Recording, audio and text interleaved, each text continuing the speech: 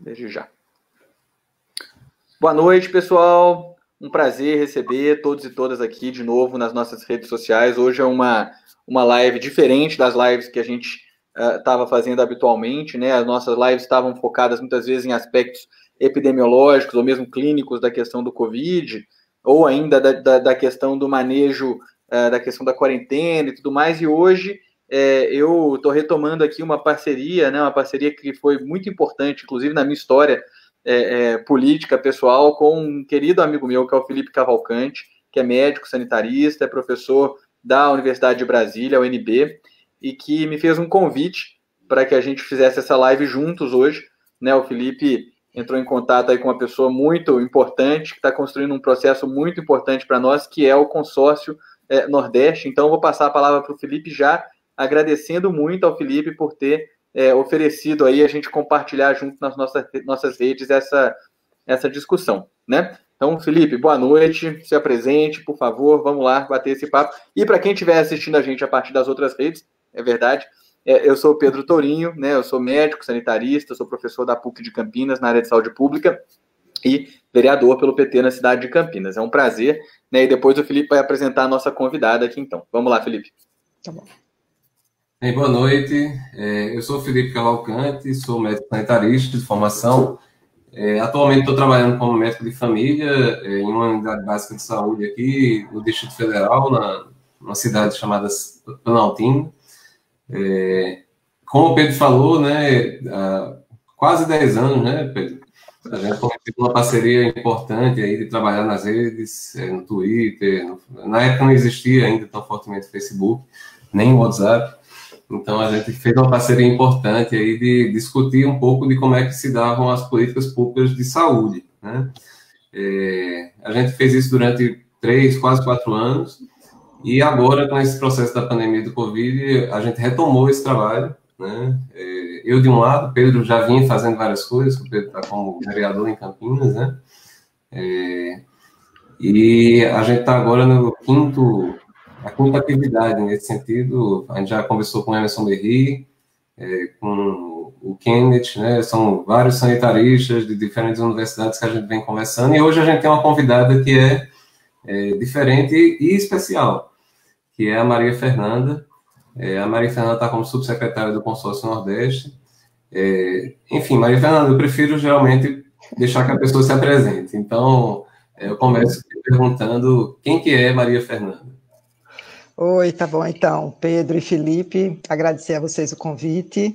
Bom, eu sou pernambucana, estou como subsecretária do consórcio, né, a partir desde março do mês passado, né, praticamente 2 meses, então, e trabalhei na Caixa praticamente a minha vida toda, 28 anos na Caixa, presidi a instituição no 2º mandato do presidente Lula. Depois tive uma experiência também como secretária executiva no MDA, na gestão do Patrulho Ananias, que foi o 2º mandato da presidenta Dilma até o golpe. E então, agora, com essa experiência no Consórcio Nordeste. Maria Fernanda, muito obrigado mesmo por estar topando conversar com a gente aqui, né? Já tem uma turma que está entrando, né? O José Luiz dos Santos, a Neuza Faria, a Mazi, já estão aqui começando a participar. A gente sabe que vai aumentando a audiência na medida que a live vai transcorrendo.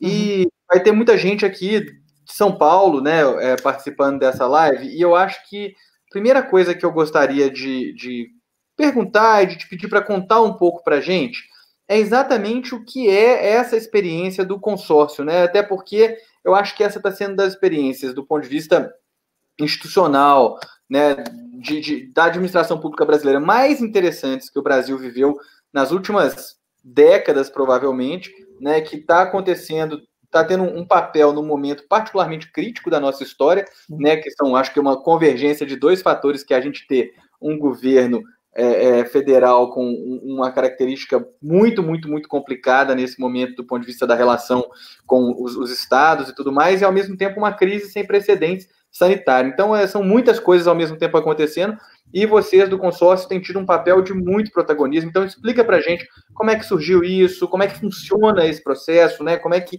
se dá essa articulação tão interessante.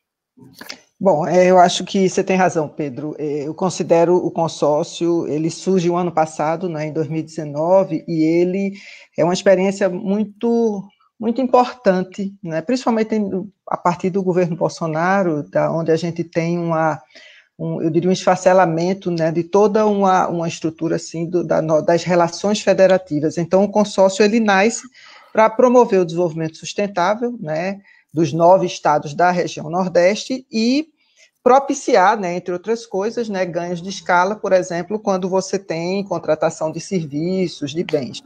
Mas eu acho que tem uma questão que ela é muito importante, eu diria assim, que ela vem com outro olhar, que é o olhar da unidade. O que a gente viveu, né, tem vivido historicamente, normalmente é um processo de disputa entre os entes federativos. E o que a gente vivencia com o consórcio é exatamente um processo de articulação, né, de buscar unidade, boas práticas, compartilhar essas experiências, trazer também os conteúdos de inovação que estão acontecendo na região. Então, eu diria que o consórcio, ele retoma um pensar regional, porque o Nordeste ele tem, né, questões que o tornam uma região. Você tem o semiárido, você tem a questão da cultura, então são coisas que tornam a região um espaço que precisa ter um pensar regional. Nós tivemos lá atrás, né, com o Celso Furtado, com a Sudene, né, a perspectiva de você pensar regionalmente, e isso foi, de certa forma, isso retoma agora com o consórcio, né? Então, eu diria que é uma experiência, assim, muito importante e agora, né, com a pandemia, ela se tornou, eu diria assim, crucial, né, e necessária para que a gente estabelecesse vamos dizer assim, uma diretriz unificada nos estados da região.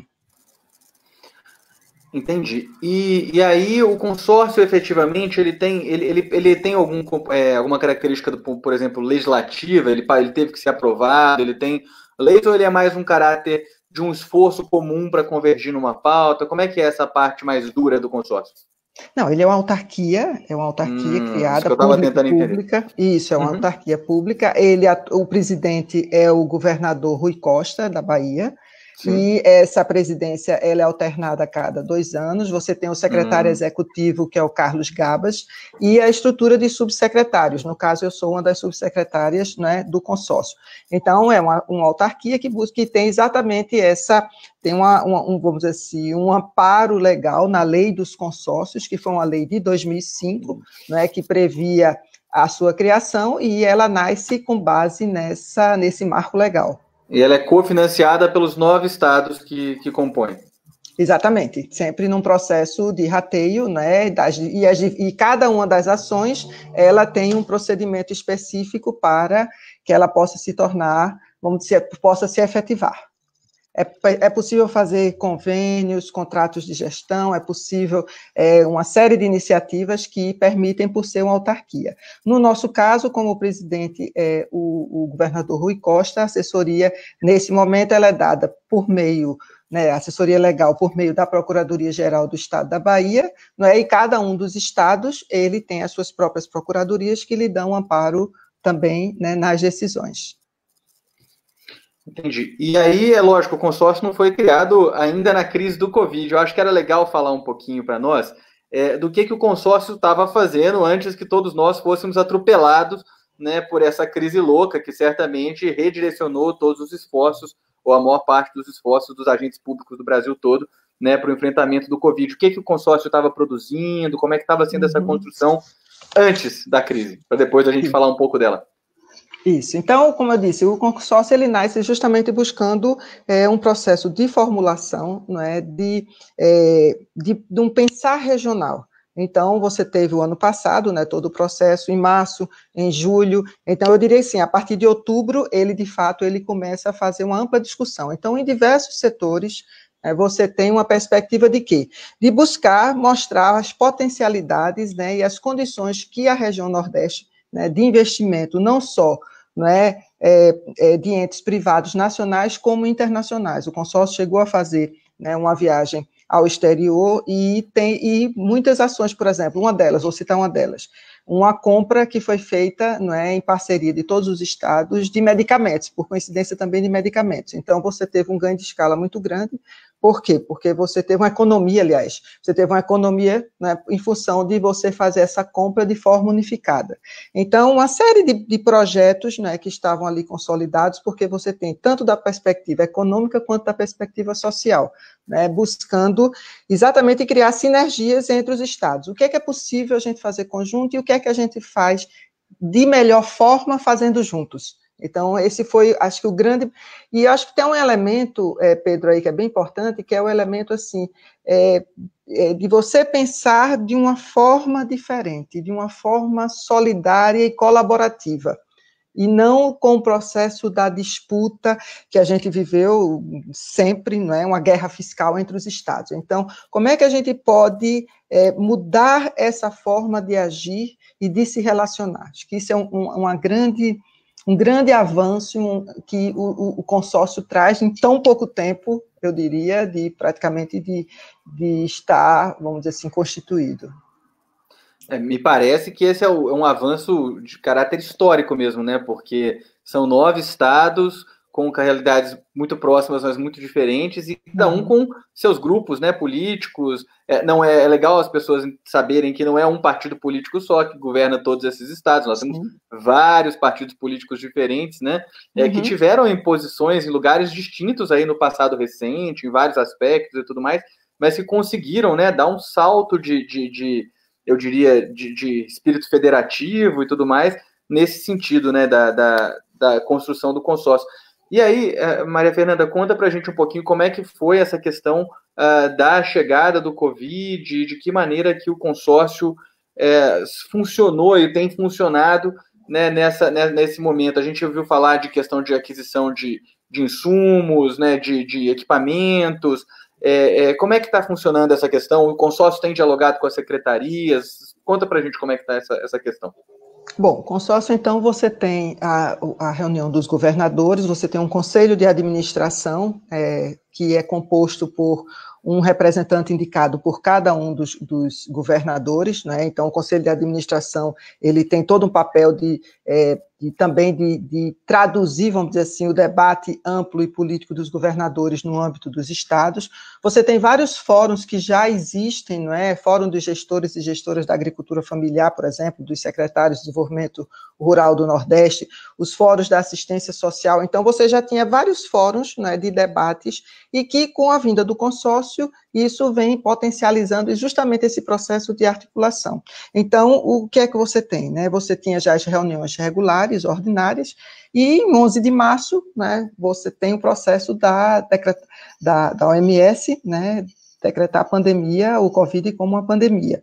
Então, todas as orientações que você tinha, né, no âmbito da OMS, né, do isolamento social, de você buscar o fechamento das escolas, isso começa, então, eu diria assim, um processo bastante intensivo, né, e intensivo no sentido de reuniões e debates, né, entre os governadores, para que se pudesse ter vamos dizer assim, uma orientação, né, para enfrentar, né, e buscar, inclusive, achatar, né, toda a disseminação da doença. Então, aí você passa a ter, então, um processo, eu diria assim, mais intenso do ponto de vista de quantidade de reuniões virtuais, por óbvio, né, para que você pudesse ter uma resposta. Então, você teve tanto o processo para evitar a disseminação da doença, como buscar estruturar o Sistema Único de Saúde, né, então, leitos, buscar compra de respiradores, hospitais de campanha, compra de equipamentos de proteção individual, né, os EPIs. Então, uma série de iniciativas, elas foram, né, de forma muito célere, tomada pelos governadores, né, e com muito debate, muita discussão, claro, cada um no âmbito dos seus estados, né, definindo, mas tudo isso sempre muito compartilhado, né, e para reforçar, né, todo isso eu achei que foi uma coisa, assim, muito significativa, assim, para você reforçar toda a estratégia, né, do combate à pandemia, trazer a ciência, que foi justamente a criação do comitê científico, não é, que é coordenado pelo doutor Miguel Nicoleles e o Sérgio Rezende, né, com diversos outros cientistas de diversas, vamos dizer assim, especialidades, né, médicos, epidemiologistas, enfim, que vieram a agregar, né, o consórcio, né, a agregar uma discussão, né, para o combate à pandemia. E agora, né, que a gente está vendo aí alguns... Opa, peraí que o Felipe caiu aqui. Voltou aí, Felipe, tudo certo? Ok. Agora a gente está vendo a crise do coronavírus se intensificando, né? Porque a gente está, de fato, o tempo foi passando, o vírus foi se disseminando, mesmo com as ações de isolamento, a gente sabe que suspender a transmissão do vírus é muito difícil e, efetivamente, o que a gente deseja fazer nesse momento é o tal do achatar a curva, né? Que quem está acompanhando a discussão do Covid sabe que, na verdade, o objetivo...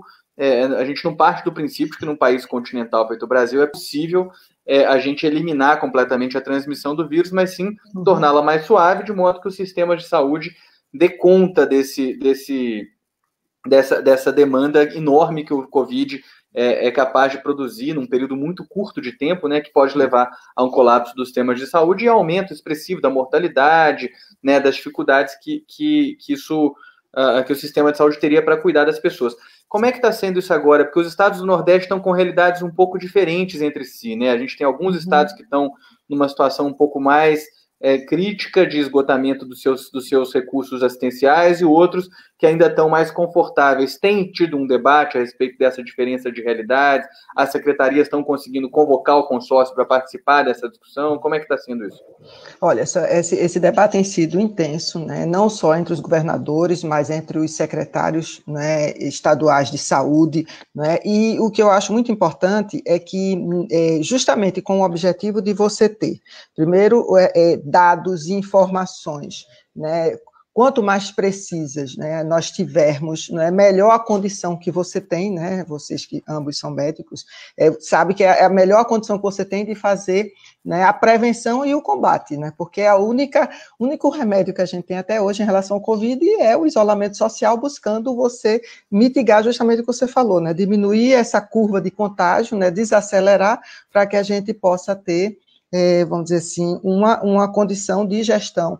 Então, é fato, né, os estados têm até hoje situações diferenciadas, e um dos objetivos exatamente do Comitê Científico foi buscar mapear, né, em todo o Nordeste, né, nas 187 sub-regiões que o Nordeste tem, onde você tem o processo de contaminação com até 50 pessoas. Então, se verificou, por exemplo, que das 187 sub-regiões, você tem 112 onde você tem até 50 pessoas contaminadas, ou seja, isso representa 94% dos nossos municípios. Então, é possível, a partir, né, de dados científicos, de análises que estão sendo feitas, né, de forma, vamos dizer assim, sistemática, você produzir uma orientação que seja uma orientação para exatamente buscar achatar essa curva. Então, por exemplo, o bloqueio das estradas, você tem alguns municípios que não tenham, vamos dizer assim, comunicação entre um e outro. Então, uma série de orientações que foram dadas, né, elas vêm com esse objetivo. Além disso, o próprio Comitê Científico criou um aplicativo chamado Monitora Covid, que ele já está em uso em 3 estados, chegando em operação a 5 estados, que ele vai buscar justamente cada pessoa no seu celular, ela aporta informações, e ali você tem condição de fazer uma cartografia mesmo, né, você colocar no mapa onde estão as pessoas, né, e você poder fazer um atendimento, vamos dizer assim, o atendimento diretamente à família, ou seja, você trabalhar, né, dentro do programa de saúde na família, você ter a condição de aportar profissionais que façam essa prevenção de forma muito mais organizada. Maria Fernanda, o Brasil é um país muito grande, né? A gente costuma falar disso, o Brasil é um país de dimensões continentais, o Nordeste, por sua vez, por si só, poderia ser maior, muito maior do que vários outros países. Então, a gente tem uma diversidade muito grande de realidades, de disponibilidade de equipamentos, de leitos, de profissionais, de unidades de saúde, mas também uma dinâmica de circulação e de cultura e de vida muito diferente entre esses lugares, né? A gente estava conversando um pouco antes, você é pernambucana, eu sou paraibano, lá do sertão da Paraíba. Cada um desses lugares tem uma dinâmica diferente do que, por exemplo, São Paulo, onde o Pedro está, onde a circulação é muito maior e etc. Uma das coisas que é bem importante, na minha opinião, no que eu tenho vivido, é justamente o fato de que toda essa discussão política proporcionada por esse racha, essa confusão que tem sido o governo Bolsonaro, né, com a demissão do Mandetta, em que pese todas as críticas que a gente tem ao Mandetta, eu acho que tinha pelo menos o papel de alertar a população da importância de ficar em casa, do isolamento, do distanciamento social, e agora sequer isso a gente tem, né? A gente tem um ministro aí que, infelizmente, não dá nenhuma fala mais clara, nem de esperança e nem de orientação, não tem uma nulidade do ponto de vista do papel que deveria exercer. Eu acho que o Consórcio Nordeste ele tem justamente, na minha opinião, vendo à distância, né, um papel importante nesse sentido da integração de diferentes lugares que precisam pensar de forma específica. Isso é importante, não dá para fazer uma ação igual para todo mundo, né? A gente tem muita diversidade.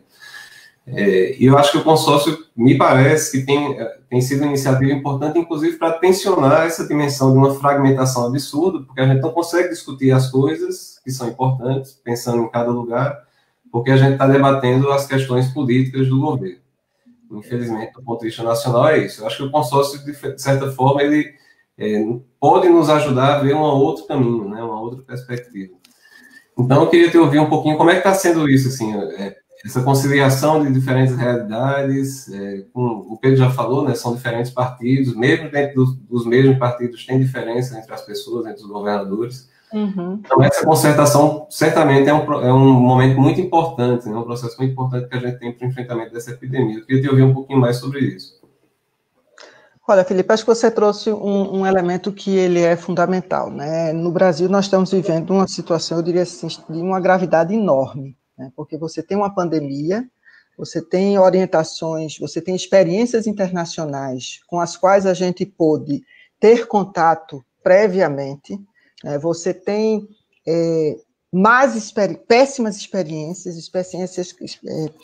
decisões políticas que se vamos dizer assim, perceberam dramáticas, que levaram à morte, né, muito mais pessoas, exatamente pelo esgotamento, né, dos sistemas de saúde, países que, alguns sequer têm sistema público de saúde, como o Brasil tem, né, mas que você teve um esgotamento, e você viu outras experiências que tiveram o condão de nos trazer, não é, a esperança da gente superar da melhor maneira possível a pandemia.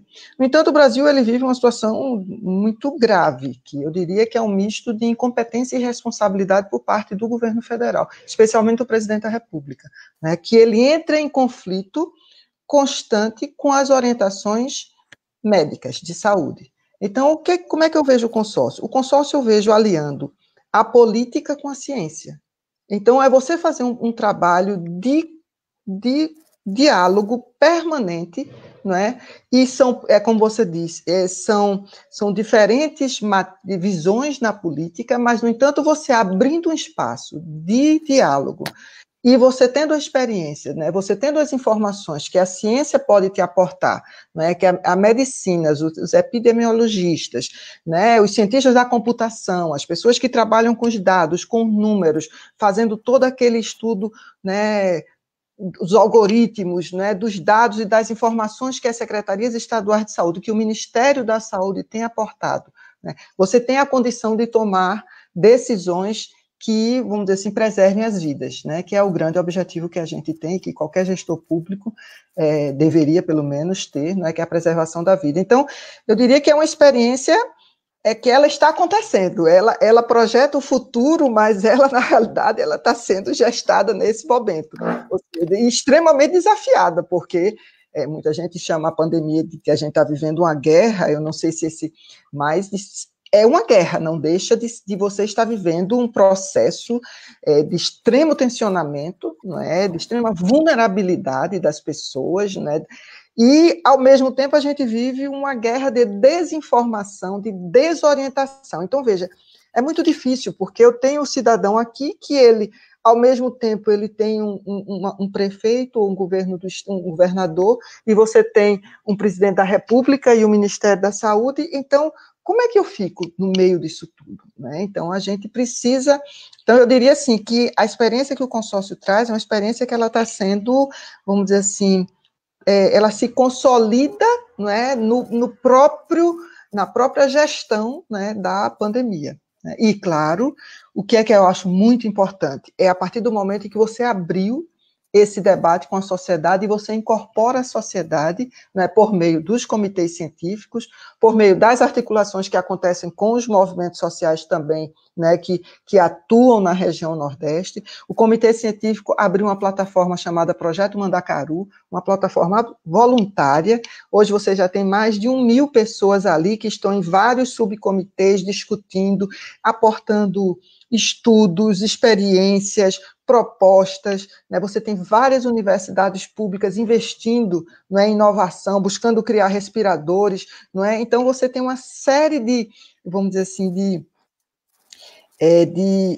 atores que começam a se engajar nessa discussão. Eu acho que esse é o grande ganho do consórcio, é você abrir para uma participação efetiva, né, e uma escuta da sociedade que possibilite a gente, vamos dizer assim, pelo menos projetar, né, uma perspectiva diferente para a região. Eu estou achando super interessante essa colocação tua, Maria Fernanda, porque me parece que nós estamos falando realmente de conseguir superar alguns atrasos institucionais brasileiros, né? Especialmente nessa questão das relações interfederativas, e fazer política pública com P maiúsculo, né? E pensar a política pública como o Feito se falou, com o fim de proteger a vida das pessoas, de aproveitar as sinergias reais que existem entre os vários estados. Tem algumas pessoas, acho que gente, especialmente aqui do Sul e Sudeste brasileiro, que se pergunta, né, se essa experiência é uma experiência que ela ensina aos demais entes federados brasileiros como é que você constrói consórcio. É claro que a gente sabe que entre os municípios tem uma experiência ampla de consórcio intermunicipal bem grande, né? Mas eu não sei se a gente já teve alguma experiência interestadual, né, da dimensão dessa dimensão, eu tenho certeza absoluta que não, né? Mas me parece que isso pode criar um paradigma de organização interestadual e interfederativa aí muito potente, muito inovador, né? Que permite, inclusive, uma certa proteção de elementos da política pública do que é, muitas vezes, a instabilidade que interesses que são naturais da vida política e pública brasileira podem acabar trazendo, né? A gente sempre tem essa discussão a respeito do SUS, né? O SUS sofre muito com, às vezes, mudanças muito abruptas de gestão, de organização, e aí, às vezes, combinados e organizações que a gente tenta trabalhar para aproveitar as sinergias acabam se perdendo, né? Então, como é que você enxerga? Você acha que o Brasil, de modo geral, tem um aprendizado a fazer a partir dessa vivência que os estados estão produzindo? Como é que você enxerga essa questão? Olha, eu não tenho dúvida de que é uma experiência que ela vem acumulando e de forma muito rápida um processo assim de amadurecimento muito grande, né? Eu sei que tem um consórcio da região norte, mas eu não conheço assim qual é o objetivo ou de que maneira ele se estrutura. No caso, por exemplo, eu queria só lembrar um fato que aconteceu pouco antes, né, da pandemia, que foi quando o Ministério da Cidadania ele definiu a aprovação das famílias, né, no Bolsa Família, e basicamente ele excluiu a região Nordeste. A região Nordeste, que tinha praticamente 50% da demanda, você teve 6% de famílias que foram cadastradas como beneficiárias no programa. Então, isso levou a um processo de obviamente, indignação, né, absoluta, né, em relação a todos os governos, a todos os estados do Nordeste, os governadores, o que fez com que eles tivessem uma ação bastante contundente, né, não só, né, cobrando do Ministério da Cidadania, mas indo, inclusive, ao Supremo Tribunal Federal denunciar, né, um nível vamos dizer assim, de isolamento e de preconceito óbvio, né, em relação ao Nordeste. Então, eu acho que, como você disse, é algo que está, vamos dizer assim, permanente, está numa ebulição muito grande, mas também está num processo de aprendizado muito grande, né? Você aprende a partir do momento em que você é obrigado a dar uma resposta, né, ao que está sendo colocado. E o que estão sendo, vamos dizer, até o momento, as principais dificuldades, as partes, vamos dizer, mais espinhosas desse processo? Acho que seria legal que você trouxesse um pouquinho disso, assim, do ponto de vista institucional, enfim, acho que como é que está sendo essa produção, a dificuldade disso, para a gente entender? Olha, eu creio que talvez o que seja mais difícil, porque nós vínhamos desde a Constituição de 88, né, num processo, eu diria assim, de buscar consolidar, não é, a República Federativa do Brasil. Então, e, no entanto, quando você assume o governo Bolsonaro, o que você tem é um processo que, para nós, ainda hoje causa estranhamento, e que é você ter um governo que não tem projeto. Então, você pensa, como é que um governo pode não ter projeto? Veja, isso é um projeto de governo não ter projeto. E não ter preocupação com política pública, de você não ter nenhum tipo de diretriz, não é? E de você criar o tempo todo, vamos dizer assim, um clima de instabilidade, no qual você não é cobrado pelas respostas enquanto gestor público para responder às demandas básicas da população, né? Saúde, educação, empregos. Não, você cria um processo sempre de disputa, e disputas em relação a coisas absolutamente, eu diria assim, periféricas, absolutamente sem nenhuma importância, enquanto você vê o número de pessoas, né, de pobres, de pessoas em situação de rua, né, da miséria, a fome voltando, e nenhum tipo de resposta. Então, eu acho que isso é um grande desafio.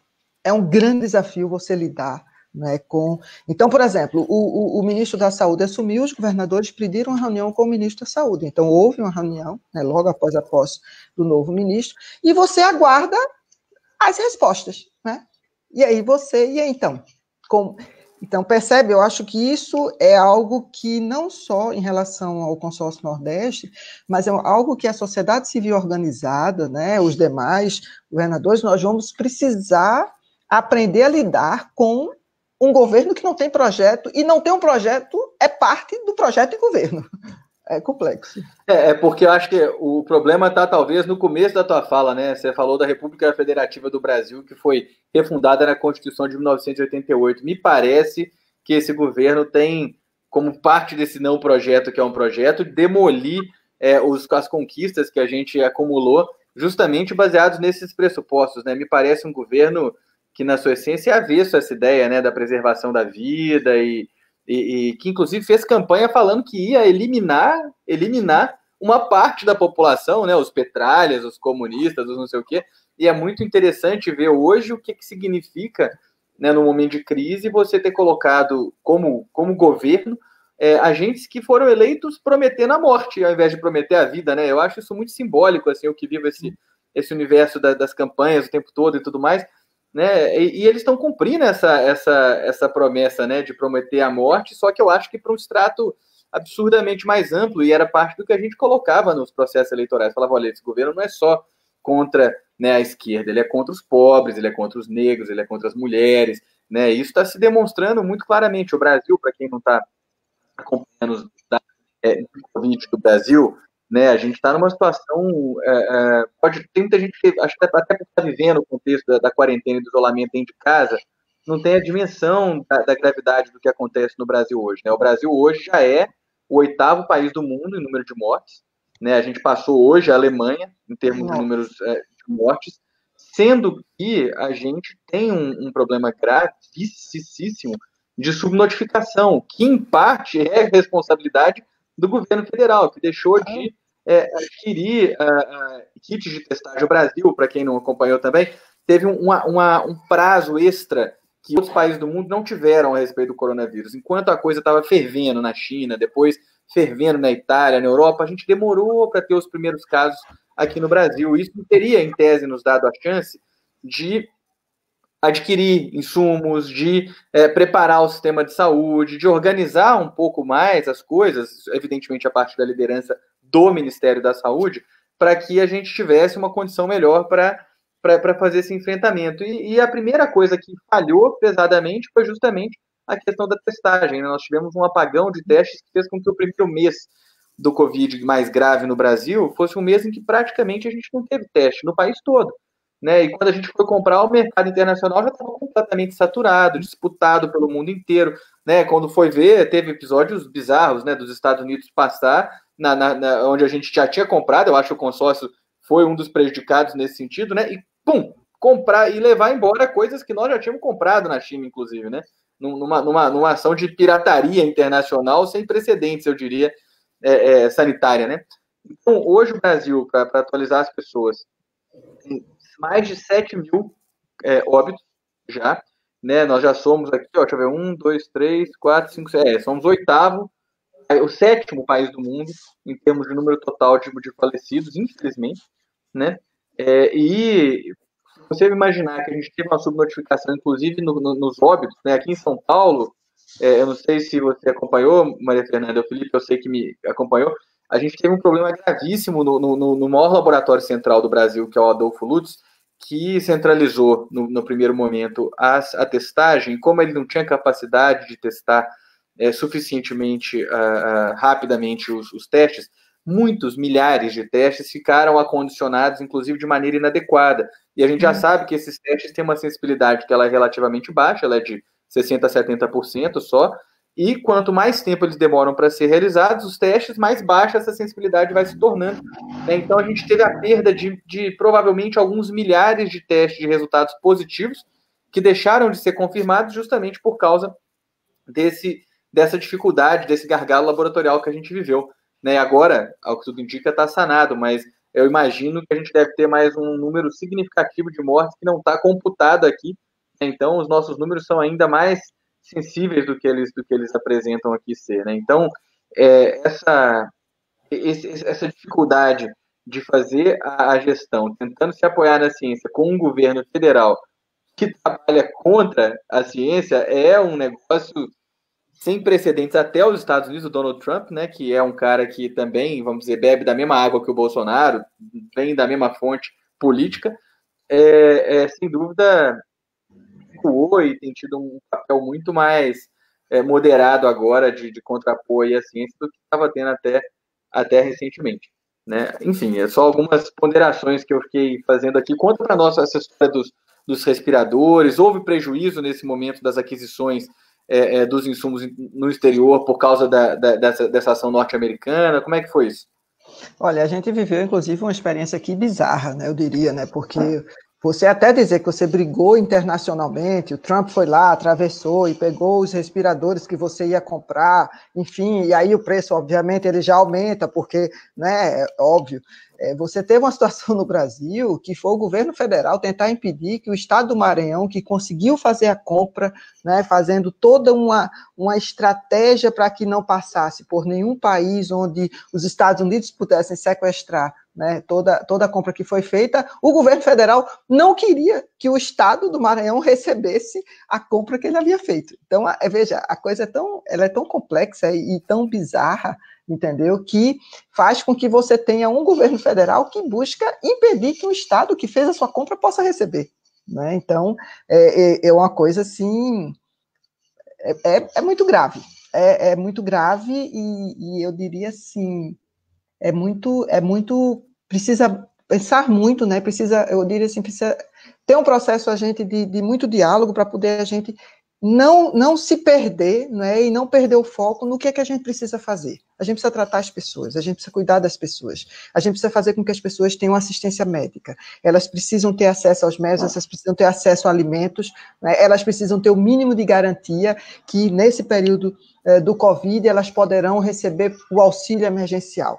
Então, até mesmo a decisão que foi tomada, não é, no Congresso Nacional, que o governo só queria pagar os R$200, você conseguiu, né, com base numa grande articulação no Congresso, chegar a R$600. Até isso foram criadas N obstáculos, exigências estapafúrdias completamente desnecessárias para que esse processo ele não tivesse o desenrolar, né, da forma como deveria ter. Então, essa situação evidentemente atrasou, né, todo o processo de compra, ela vem atrasando, isso é inevitável, né, mas o que tem se buscado é justamente, né, trabalhar em outras frentes. Então, qual é delas? Né? A sugestão que o Comitê Científico ele aportou ao consórcio, e isso foi aprovado no consórcio, foi exatamente você ter a possibilidade de contratar, né, mais 15 mil profissionais, né, médicos que formados no exterior e estão também no último ano de graduação para reforçar as equipes, e especialmente no interior. Né, especialmente essas são as brigadas? Essas são aquelas brigadas que... A brigada, como é que é essa experiência? Na realidade, isso é o seguinte, hoje o Brasil ele tem 2,2 médicos, né, e são os últimos dados, pelo menos por 1.000 habitantes, né? O Nordeste ele tem 1,55. E dentro do Nordeste, é como você disse, a gente tem nossas assimetrias também, né, intra-regionais, você tem o Maranhão com menos de 1, com 0,93. Então, o que é que se busca? O comitê científico fez uma recomendação, né, que a gente trabalhasse não só com o Monitora Covid, ou seja, essa plataforma para você ter essas informações, que são alimentadas também pelas informações das secretarias estaduais de saúde, ou seja, você tem já vários estados que desenvolveram as suas próprias plataformas, elas vão dialogar entre si, software aberto, e aí você precisava o quê? Ampliar o contingente, né, para que as famílias, as comunidades ribeirinhas, não é, os assentamentos, os quilombolas, toda essa, principalmente no interior do país, tivesse o atendimento adequado. Então, foi proposta, né, a criação da Brigada, né, de Saúde, que exatamente vai buscar chegar, né, a que o médico faça esse atendimento no interior. Então, isso foi recém-aprovado, né, a gente teve essa aprovação por meio de uma resolução recente, a resolução número 8, né, que isso vai ser estruturado, né, a partir de agora com as universidades públicas federais e estaduais, né, para que possam revalidar o diploma, né, desses profissionais que se formaram no exterior ou que estão, né, finalizando a graduação aqui no Brasil também. A estimativa é que você tem em torno de 15 mil pessoas com esse perfil, né, então você tem hoje algo em torno de praticamente, né, uma força de talvez entre 16 e 17 mil médicos, né, que atendem a região, ou seja, praticamente você dobra a sua capacidade de atendimento. Então, Maria Fernanda, a gente tem falado muito das questões de saúde, né, mas você já citou, o Pedro também já tocou nesse aspecto, e uma questão fundamental para a gente conseguir lidar com essa pandemia é a questão das pessoas terem o que comer, né, para poder ficar em casa, para poder seguir a recomendação do distanciamento social. Então, você citou a questão do auxílio emergencial, que tem um conjunto de dificuldades, a própria perspectiva de pagar a segunda parcela de forma um pouco mais antecipada foi adiada por motivos completamente... E aí, talvez até a gente pode aproveitar a sua experiência de ex-presidente da Caixa Econômica Federal para entender um pouquinho como é que... Porque não faz sentido, na minha cabeça não faz sentido. Porque burocraticamente a gente não pode pagar antes de terminar de pagar primeiro.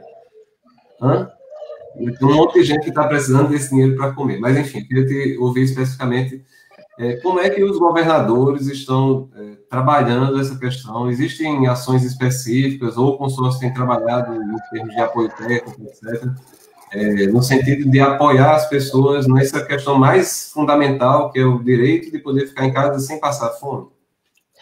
Uma boa pergunta, Felipe. Veja, trabalhei na Caixa, então você viu que no momento em que foi definido, né, que você teria o auxílio emergencial, e aí a importância das instituições públicas, né, eu acho que o Sistema Único de Saúde, a Caixa, né, o cadastro único que foi feito, né, nos nossos governos, você ter... Isso. Você ter esse patrimônio aqui tem nos permitido ainda dar essa resposta. Então, eu diria a você que, de imediato, né, a Caixa ela começou a desenvolver o aplicativo para que as pessoas recebam. Né? Então, eu diria assim, do ponto de vista empresarial, da instituição da Caixa, a resposta foi dada.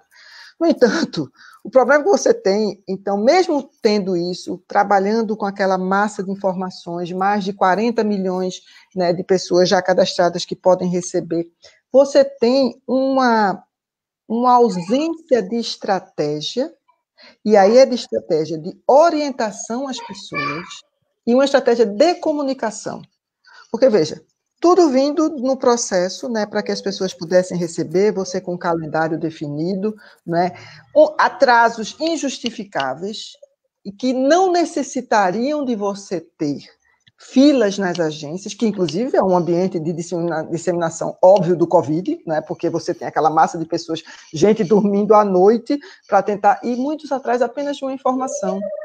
Por quê? Porque não tem nenhuma estratégia de comunicação com essas pessoas. Nenhuma. É impressionante isso. Né? E outra, há 3 semanas a gente convive com as filas. É impossível que você não tivesse uma condição de responder nesse período de forma adequada para que as pessoas, vamos dizer assim, fossem orientadas e soubessem a maneira que vai receber. Primeira coisa, o governo já podia ter definido, por óbvio, que os outros bancos pagariam, sem nenhuma dúvida. No Nordeste você tem, por exemplo, o Banco do Nordeste do Brasil, você tem os bancos privados, você tem o Banco do Brasil, Itaú, Bradesco, todo mundo já podia estar pagando. Né? Você já podia ter pensado outras modalidades de recebimento. Então, assim, na realidade, a própria aquela informação que você se referiu, né, antecipar ou não essa segunda parcela, o que foi aquilo, gente? Aquilo foi para desnortear e foi para criar confusão, porque... E aí eu acho que sim, né, o governo investe de fato, e ele é um governo, vamos dizer assim, da cisânia, de que você tenha um processo de desorientação, né? E isso leva a tudo o que a gente vê, né? Todo o processo que, vamos dizer assim, que para a democracia é um negócio tremendo. Então, eu diria que a Caixa respondeu, né? O Sistema Único de Saúde, mesmo com a PEC do teto dos gastos, né? Mesmo com todo um processo vamos dizer assim, de desqualificação, né, não só do sistema como todo, ele vem, de fato, né, dando uma resposta, né, à altura do que se coloca. Eu não tenho dúvida, essa questão das filas poderia ser perfeitamente resolvida, as pessoas poderiam estar recebendo sem nenhuma dificuldade, né? Você poderia ter uma coisa assim, vamos dizer assim, pontual, em um determinado lugar, em outro, mas seria uma coisa, sem dúvida, pontual. O segundo ponto que você traz, eu acho que é uma questão muito importante, que o consórcio tem se debruçado, que é toda a discussão, né, de como é que a gente vai trabalhar, né, com os alimentos, né, para que as pessoas não venham a sofrer, né, porque se eu sou autônomo, eu preciso ir para a rua e vender, e para poder trazer o recurso e comer, como é que eu faço, né? Então, isso, desde o início, houve uma intensa mobilização do secretário de Desenvolvimento Rural, foi criado um programa, né, ele está em fase ainda de aprovação, mas ele já está, vamos dizer assim, estruturado, que é o Programa de Alimentos Saudáveis, que ele busca exatamente articular entre os estados, né, a compra dos alimentos e a sua distribuição. Isso você, por um lado, organiza, né, toda a produção da agricultura familiar, porque é muito importante que os agricultores continuem produzindo, que eles tenham a perspectiva da compra. Teve um programa nos nossos governos, o Programa de Aquisição de Alimentos, né, e o PENAI também, então ambos os programas, eles já têm um acúmulo, já têm um marco legal que possibilita você fazer isso, e o que a gente precisa é ter recursos que sejam aportados para que isso aconteça.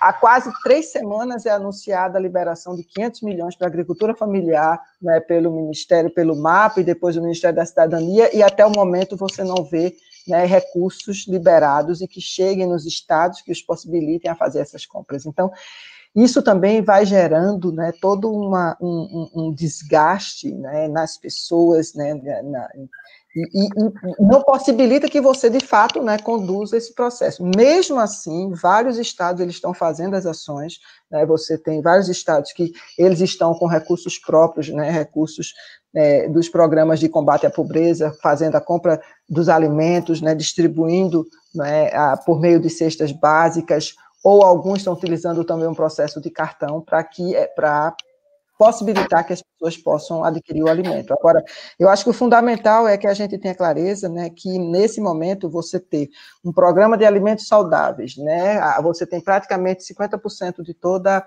a produção da agricultura familiar que ela está no Nordeste. Nós temos um rapaz aqui nos assistindo, aqui também com o Pedro.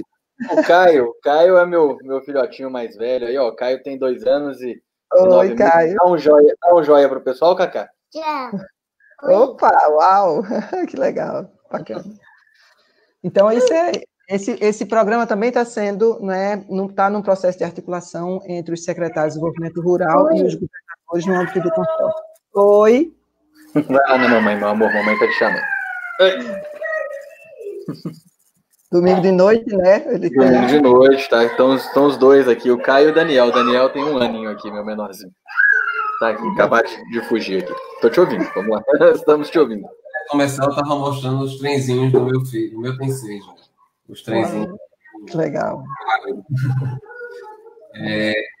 Então, eu acho que esse é um tema que eu acho que é crucial, né? Eu trabalho, Maria Fernanda, como estava falando, em Planaltina, né? Você conhece bem Brasília. Eu trabalho aqui numa unidade básica de saúde, fica em Planaltina, que é uma região, que é um misto de uma região rural com uma região razoavelmente pobre, né?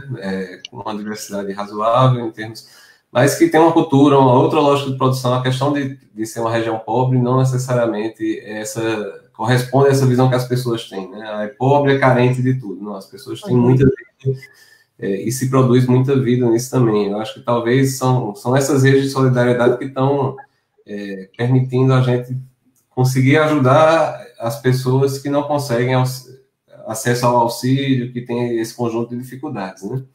E o Pedro está em São Paulo, que é o epicentro da epidemia, né? Campinas, mas com contato com várias pessoas da região, de Campinas e também de São Paulo. Ô Pedro, como é que está isso aí? O que é que você tem tido de notícia em relação a essa questão do acesso ao auxílio, as pessoas passando dificuldade para comer? Como é que tem sido isso que tem tido notícia aí? Eu vejo da seguinte forma, Felipe, eu acho que o que você colocou, e foi bem interessante ver a Maria Fernanda falando que o consórcio está olhando para isso de uma maneira bastante sensível. Isso é o principal adversário da nossa perspectiva de quarentena, né? Aqui em São Paulo, eu acho que igual no resto do Brasil todo, filas homéricas nas agências da Caixa, né? Assim, coisas que você fala, meu Deus, como é que isso está acontecendo no meio da pandemia em que as pessoas tinham que estar isoladas em casa, né? Por que isso está precisando acontecer assim? Então, de modo geral, essa realidade de olhar a pandemia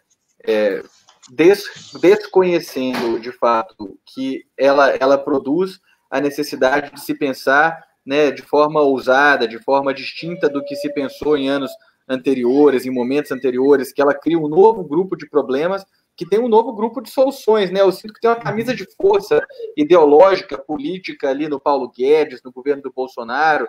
Eu falo camisa de força porque é isso, é uma referência ruim, de coisa de uma loucura sem controle mesmo, sem compromisso com a vida, que é muito grande e que tem produzido um prejuízo monstruoso para a vida dos brasileiros, eu acho, com um prejuízo severo na capacidade mesmo da gente manter as ações de quarentena de forma mais consistente em São Paulo. Tem até já alguns estudos que revelam que a cada fala do Jair Bolsonaro, né, que a gente teve falando contra as ações de quarentena, a quarentena perdeu eficácia, perdeu efetividade. Então, é uma situação, eu acho, muito dramática aqui em São Paulo. Em São Paulo, a gente tem ainda, por cima, né, essa questão de uma disputa política que está dada entre um governo que também é um governo conservador, um governo que de outra maneira não manifestava ser um governo tão comprometido com a vida e tudo mais, que é o governo do João Dória, né, mas que, diante da catástrofe política que é o governo Bolsonaro, tem se notabilizado por, pelo menos, tomar ações no campo sanitário que sejam ações acertadas e ações que eu acho que a gente tem que reconhecer, né, no campo sanitário. Porém, é isso, o governo de São Paulo é a unidade da federação mais rica do Brasil, né, ela não tem capacidade de imprimir dinheiro igual o governo federal tem, então não consegue fazer política econômica da mesma forma que o governo federal teria a obrigação de fazer, mas ela tem muita capacidade de ação, né, uma unidade da federação que ela é provavelmente tão rica quanto a somatória de quase todos os estados do Nordeste juntos ali, né, do ponto de vista de arrecadação, de capacidade de operar, e ainda por cima com a sinergia de ter o mesmo grupo político governando a capital e o estado. Né? E nesse aspecto da proteção social, eu acho que é um governo que não demonstra essa ousadia necessária e tudo mais. Então, para mim, dá para ver algumas gradações. A gente tem claramente tons distintos. Né? No Nordeste, um pensar mais plural e que tem um comprometimento com uma vida de uma forma mais total, mais ampla. Aqui, em São Paulo, um olhar parcial muito importante, dado que o governo federal não tem olhar nenhum para proteger a vida das pessoas. Para mim, eu estou vendo bem claramente essas 3 gradações na ação do Covid, viu? Eu acho que o Felipe fez um comentário, acho que a gente tem visto também coisas assim, redes solidárias super importantes, né, que estão sendo organizadas, né, pelas frentes, Frente Brasil Popular, Frente Povo Sem Medo, né, pela CUT, por várias entidades. Eu acho que isso tem sido um aspecto muito importante, né? Então, eu penso que nós temos você falou um negócio, Pedro, que para mim é muito importante. É um pensar diferente, quer dizer, não dá para a gente continuar imaginando que vamos poder, né, tomar as mesmas ações diante de um quadro como a gente está. Né? Então, muita gente já está discutindo pós-pandemia, inclusive, né, o que virá depois, né, mas essas coisas elas precisam estar, vamos dizer assim, num processo de debate nesse momento, para a gente poder organizar essa saída. Então, eu não posso imaginar que eu vou sair de um processo como esse sem ter, pelo menos, um sistema minimamente estruturado para dar proteção aos trabalhadores que estão... Porque a tendência, inclusive, na Caixa é você ter uma piora das filas, porque você tem gente sendo demitida, as pessoas vão buscar o fundo de garantia, vão buscar o seguro-desemprego e o auxílio emergencial. Né? Então, você precisa... Agora, o que a gente percebe é que não existe... Você pensa assim, cadê a sala de situação do governo federal? Né? Cadê a estratégia que está sendo montada? Né? E considerando, inclusive, a nossa enorme diversidade, né, do país. Onde está essa estratégia? Não. Né? Você vê a foto do 1º de maio, um palanque onde todo o presidente da República e várias pessoas, nenhum deles usa máscara, nenhuma referência à pandemia do Covid, nenhuma preocupação com as pessoas, né? Ao contrário, o que é que eu posso fazer e daí? Então, é algo que a nossa resposta, cada vez mais a gente vai precisar refletir e, inclusive, pensar perguntas diferentes do que a gente vem se perguntando para a gente poder ter outro tipo de respostas, né, a uma situação como essa. Então, acho que esse é um exercício diário, um exercício que vocês estão fazendo, né, já que você falou que estava retomando, inclusive, esses debates, porque eu acho que é isso mesmo, acho que a gente tem que, né, quanto mais a gente conversar, mais a gente tem a possibilidade de estar criando alternativas, sabe? Porque senão é a desesperança, aí é o caos, né? E aí o caos é justamente que é o projeto do governo, né? O projeto do governo federal é o caos. E a gente, enquanto né, nossa responsabilidade, né, enquanto pessoas, né, enquanto gestores públicos, enfim, ou quem não é gestor público, a responsabilidade enquanto pessoas é você garantir o mínimo de humanidade, de decência e estruturar algum tipo de alternativas e principalmente aportar esperança mesmo, para que as pessoas possam acreditar que, olha, no pós-pandemia a gente vai ter algumas, vamos dizer assim, alternativas que vislumbrem a gente sair de onde a gente está, porque a gente já estava muito ruim antes da pandemia, a gente já vinha numa situação gravíssima e sem respostas, então a gente precisa, nesse momento, né, fazer esse processo de reflexão. Pessoal, a gente está terminando aqui meio que para fechar, né, Felipe? Isso, eu estava falando que o Ricardo Teixeira foi uma das pessoas que eu entrevistei nesse processo, Maria Fernanda, estava comentando que o Brasil definitivamente não é um lugar fácil de se viver nesse momento da pandemia, né? Porque é isso que você falou, assim, infelizmente, ninguém é insano de sugerir que a culpa pela pandemia é do Bolsonaro, essa não é a questão, mas sequer a capacidade de prestar solidariedade com essas pessoas que estão adoecendo, morrendo, com quem está trabalhando, o nosso presidente tem. Né? Essa resposta aí daí, o que é que custa dizer eu sinto muito por essas vidas que foram perdidas? Né? É surreal a gente ter esse tipo de contexto. A gente está chegando aí a 1 hora, né, da live, a ideia é que a gente passeie um pouquinho pelas perguntas aqui. Uma das perguntas que a gente tem aqui, Maria Fernanda, é como que é a relação do comitê científico, né, que é coordenado aí pelo Miguel Nicoledes, com o consórcio como um todo. Bom, o comitê científico, ele tem uma relação, né, de forma permanente, ele emite boletins, né, eu até queria né, dar publicidade ao site, acho que é muito importante, né, quem puder, né, o site é o www.comitecientifico-ne de nordeste.com.br, então ele emite os boletins científicos, que são exatamente boletins, vamos dizer assim, de orientação e de sugestão e de aporte com toda a base científica, não é, das sugestões que são dadas para o Consórcio Nordeste. Então, com base nessas informações que são prestadas pelo comitê, o consórcio, nesse caso, ele emite as suas resoluções. Então, além disso, o comitê científico tem um projeto Mandacaru, que eu já citei, né, que é aquele amplo projeto que está, hoje, mais de 1.000 pessoas estão contribuindo lá com estudos, com propostas, enfim, e tem um aplicativo que é o Monitora Convide. Essa última resolução do do consórcio Nordeste foi exatamente com base numa das sugestões trazidas pelo Comitê Científico, a Brigada Emergencial de Saúde, exatamente para você barrar, não é, para você evitar que as pessoas tenham que se deslocar, não é, das pequenas, das cidades no interior, enfim, dessas sub-regiões, não é, pressionando vamos dizer assim, os hospitais e o sistema de saúde, ou seja, a gente vai dar um tratamento localizado, a gente pretende fazer isso. Então, eu diria que a relação, ela é uma relação, né, permanente de produção e de orientações, né, que elas são expedidas para exatamente você ter uma resposta com base na ciência, né, para a pandemia do Covid. Eu penso que um comentário que você fez, só rapidinho, Felipe, a questão não é em relação à culpa do presidente, eu diria que é uma questão mais grave, é uma questão de responsabilidade. Senhor presidente da República, você é responsável por dizer às pessoas, orientar as pessoas, orientar o povo brasileiro, dizer para onde, como, de que maneira nós estamos e como nós vamos sair.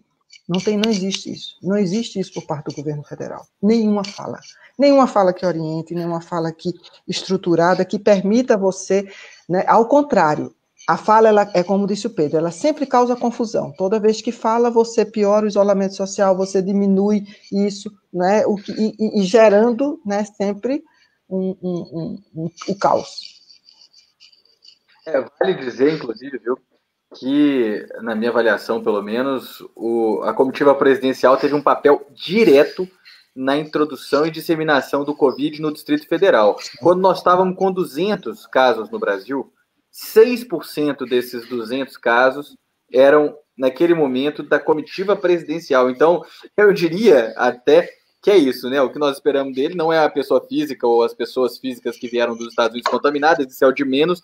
Porém, até nesse aspecto, eu acho que eles tiveram uma ação absurdamente irresponsável, né? Para além do que eles fazem com figuras públicas que são, eu nem diria omissas, né? Que são, feito você falou, que desorientam e colocam as pessoas numa rota ativa da morte, né? Porque quando você orienta em pandemia as pessoas a irem para a rua em grandes aglomerações, né? Quando eu penso que ele, ao invés de subir no carro e falar, pessoal, vai cada um para um canto, porque não é hora de vocês estarem aglomerados aqui. O presidente subiu no carro para fazer discurso a favor de intervenção militar, é um negócio, né, permitindo e incentivando as pessoas a se aglomerarem. Suas falas públicas foram todas sempre nesse sentido maluco de promover mesmo a morte, a desinformação. Então, isso realmente é um dado que não tenho dúvida que na história do Brasil vai entrar como algo a ser muito estudado e compreendido. É um horror viver isso no presente, mas no futuro eu espero que isso sirva para a gente entender que figuras desse campo político jamais podem receber poder da forma como esse cara recebeu, né? Eu acho que esse é um aprendizado político que está cada vez mais sedimentando, inclusive com gente da direita que namorou aí esse fascismo, essa coisa assustadora do Jair Bolsonaro como instrumento para fazer disputa política, achando que isso era tolerável ou cabível diante de alguma circunstância, né?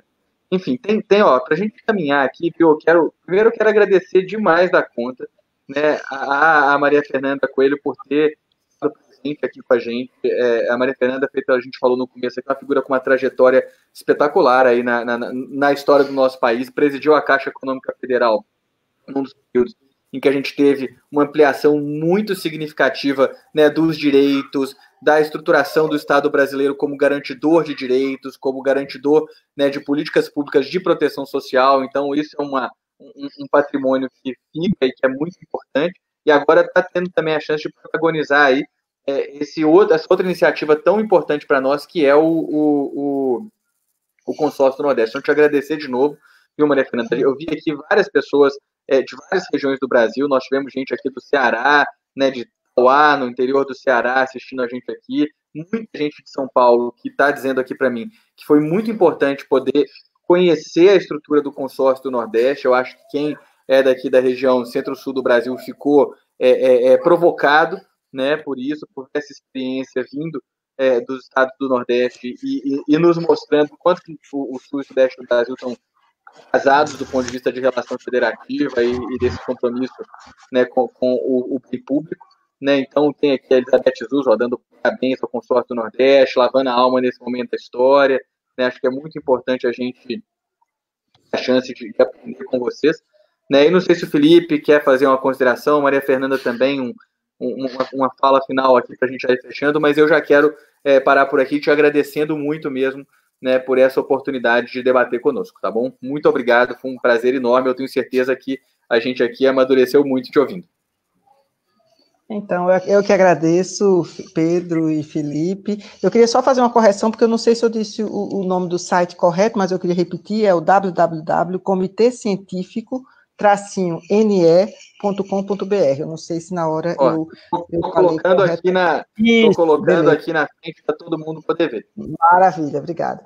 Eu só queria agradecer, Felipe e Pedro, uma alegria estar assim, conversando com esse diálogo. Acho que a gente aprende sempre quando a gente, né, é provocado, né, e vocês provocaram, assim, bons questionamentos, e dizer que, para mim, o que vocês estão fazendo hoje é a parte mais difícil, que é trabalhar a reflexão, a cultura, a gente desmistificar, não é, alguns conceitos que estão permeando as relações, né? Então, dizer para vocês que a gente sai com mais esperança, né, e numa perspectiva, assim, positiva.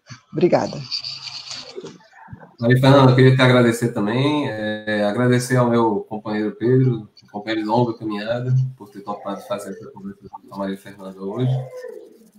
Agradecer a todos que assistiram, né, quarta-feira eu vou fazer um bate-papo com outros colegas médicos aqui do DF, para discutir um pouco como é que está sendo trabalhar nesse momento em andar de saúde, né, outros colegas já estão sendo chamados.